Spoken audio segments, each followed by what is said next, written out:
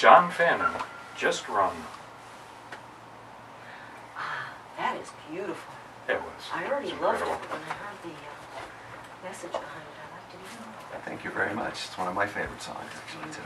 Beautiful. Some real fine writing on that. And that's the song that opens up on your webpage as well. Yes, it is. We should let everybody know and keep reminding them of your webpage. Go ahead.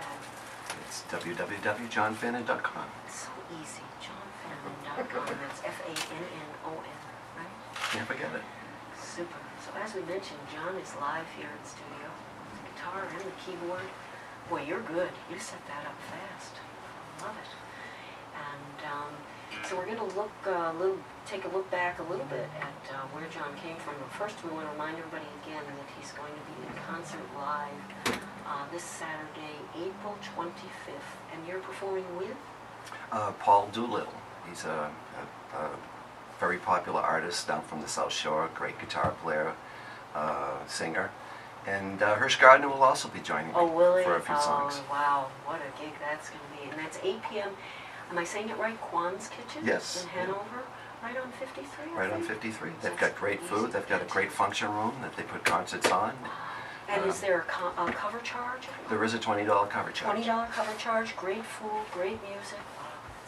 And you're going to be playing songs from your new CD. New CD and a lot of New England favorites, and so kind of cover it all. Maybe even a new one or two new ones. Really? Super. All right, so we'll take a look back.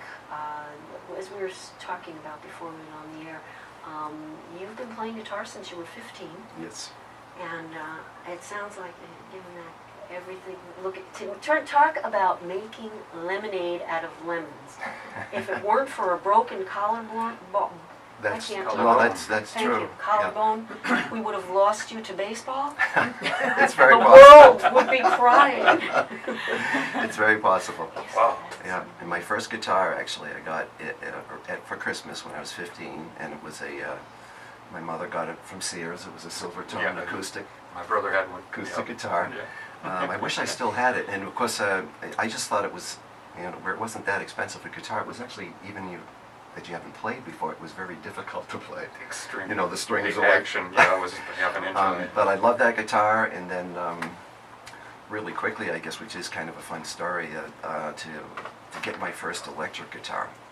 My mother would give me lunch money I was in high school, and I'd buy my lunch every day. And that whole year I didn't eat lunch. Oh no. I was saving the money for our electric guitar. Oh, my goodness. And then somehow my dad found out about it, and I was $20 short, and he gave me the $20, and I went out and got a Fender Mustang. See, There you go. which is now worth a fortune. Yeah. Right. I wish I had all those Good guitars. investment, right? Don't we all? All right, now as we talked about, many musicians, you've been in several different bands, and I know it can get frustrating when they don't last forever, but it sounds like you kind of brought together some of the people that were really worked well together to form New England. Yes, we were playing in and out of club bands in the early 70s together. That's how we all met. Jimmy actually came up with a band called Fatback from North Carolina. And we all met in the Boston bar scene.